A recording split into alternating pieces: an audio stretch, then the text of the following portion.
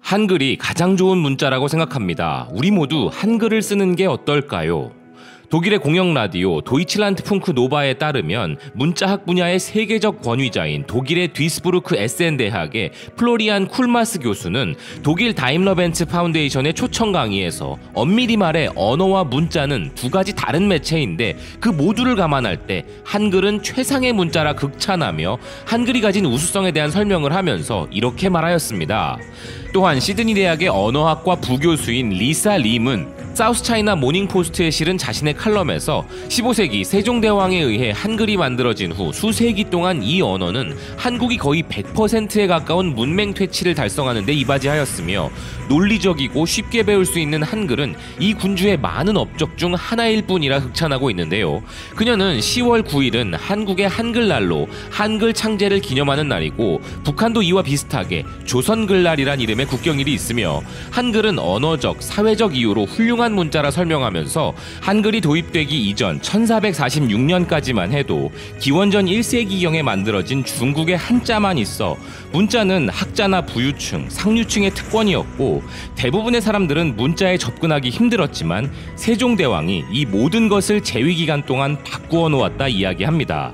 그녀는 세종대왕이 한국의 농업을 위한 달력을 개발하고 토종작물과 치료법이 담긴 백과사전을 개발하였지만 광범위한 문맹이 지역의 지식을 전파하는 데 걸림돌이 된다는 사실을 인식하였고 이로 인해 그는 한국어를 정확하게 표현할 수 있는 논리적이고 쉽게 배울 수 있는 시스템을 개발하게 되었다 설명하는데요. 이를 백성을 가르치는 올바른 소리라는 뜻으로 훈민정음이라 명명하였다고 소개하고 있습니다. 아울러 한글은 표음 문자로서의 과학적인 원리가 적용된 문자이지만 한자에 대한 뿌리 깊은 문학적 유산과 엘리트들의 반발로 세종시대에는 한글이 바로 받아들여지지 않았다가 5세기가 지난 후 한국이 일본의 지배로부터 독립한 이후 본격적으로 활용되었던 점을 설명하는 그녀는 세종대왕의 위대함에 대해서도 언급하는데요. 세종대왕은 효율적인 문자를 만든 천재성을 가지고 있었을 뿐 아니라 언어 민주화에 대한 비전을 제시하였던 점에도 주목하면서 1945년까지만 해도 글을 읽고 이해하는 한국인이 22%밖에 되지 않았으나 75년이 지난 지금 한국의 문해율이 거의 100%로 증가할 수 있었던 데에는 세종대왕이 만든 한글의 역할이 적지 않았다 설명합니다. 이에 유네스코에서도 개발도상국의 문해력 향상에 공로를 세운 사람에게 세종대왕 문해상을 수여하고 있다 이야기하는데요. 최근 문재인 대통령은 트위터에서 세계가 한글을 사랑하고 있다는 성명을 발표하였습니다. 문체부 장관의 보고에 따르면 어느덧 세종학당이 76개국 213개소로 증가했으며 전 세계에 한국을 배우고 싶어하는 나라들이 점점 늘고 있는 이 기회를 잘 살려야겠다면서 한국어 교육 지원 사업에 더 많은 지원을 할 것이라 밝힌 바 있는데요. 이와 관련하여 주요 외신들의 보도가 잇따르고 있습니다. 영국의 텔레그래프는 한국이 빌보드 차트 1위와 오스카에서의 성공 이후 글로벌 문화 강국으로 도약하고 있다며 한국 정부는 전 세계에 한국어와 한국 문화를 획기적으로 홍보할 계획이라 보도하고 있는데요. 2020년은 한국이 글로벌 문화 강국이 된 해라는 기사는 한국 영화가 외국어로 된 영화로는 처음으로 오스카상 최우수 작품상을 수상하는 역사적인 일이 있었으며 K-팝 베스트셀러 그룹인 BTS가 미국 빌보드 차트에서 1위를 차지함으로써 세계적인 세력으로서의 입지를 굳혔다는 것입니다. 여기에 한국 정부는 전 세계적으로 한국어와 한국 문화에 대한 홍보를 크게 늘릴 계획이며 문화체육관광부가 관련 예산을 대규모로 확보해 편성한 부분을 전하고 있는데요. 그리고 이 중 상당 부분이 영국문화원과 유사한 세종학당을 전 세계에 추가하는 데 투자될 것인데 세종학당의 설립 목적은 영국을 포함한 각국에서 한국에 대한 이해와 사랑을 육성하기 위함이라 설명하고 있습니다. BTS가 신곡 다이너마이트로 미 빌보드 핫백 싱글 차트 1위를 차지하고 새로운 기네스북 기록 3개를 갱신하였으며 BTS 이전 한국의 최대 히트작을 보유한 싸이의 강남스타일과 블랙핑크, 스트레이키즈, 엑소, 몬스타엑스도 전 세계를 휩쓸고 있다며 K-팝에 대한 설명을 하는 기사는 BTS가 대학 및 기관과 연계하여 런 코리안 위드 BTS라는 한국어 교육 과정을 제작하고 있음에도 주목하고 있는데요. 이 과정에는 4개의 교과서와 단어와 구절의 발음을 재생하는 사운드펜이 포함되어 있으며 초판이 발매되자마자 미국에서는 단 20분 만에, 일본에서는 3시간 만에 완판되어 버렸음에 놀라워하고 있습니다.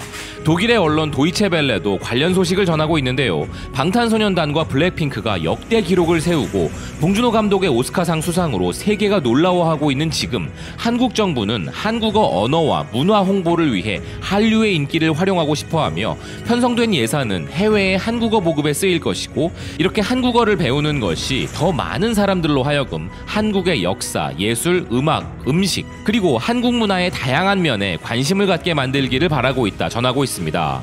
2007년부터 세계 주요 도시의 대학들과 협력하여 설립된 세종학당은 독일의 괴테 연구소와 유사한 형태의 네트워크이며 베를린, 만하임, 튜빙겐의 대학에도 이미 설치되어 있다는 기사는 세종학당의 홍보를 위해 한국은 가장 눈에 띄는 수출품인 한류라고 하는 한국의 대중문화를 활용하고 있다는 것인데요.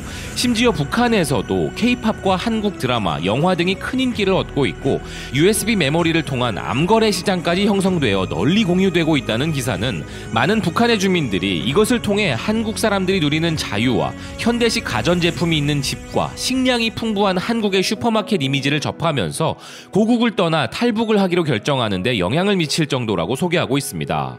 중국의 CGTN도 한류의 영향력에 대해 소개하고 있는데요. 한국의 팝음악은 전 세계적인 문화 현상이자 경제 현상으로 성장하고 있으며 한국 경제에 있어 지난 20년 동안 K-팝이 중요한 기둥 역할을 할 정도로 빠르게 성장하였다 전하고 있습니다. 그 예시로 BTS가 2014년 데뷔 이후 창출한 누적 매출이 470억 달러로 2018년 평창 동계올림픽보다 큰 규모라고 하는 이화여대 김세환 교수의 설명을 기사는 전하고 있으며 K-팝의 인기가 관광, 음식, 패션, 어학교육 등 다른 분야의 성장을 촉진시켰고 K-팝은 팬데믹으로 타격을 입은 한국 경제에 대한 지원을 제공할 것이라는 이코노미스트 인텔리전스 유닛의 아시아 애널리스트 와키스 와덴왈라의 분석을 아울러 전하고 있는데요.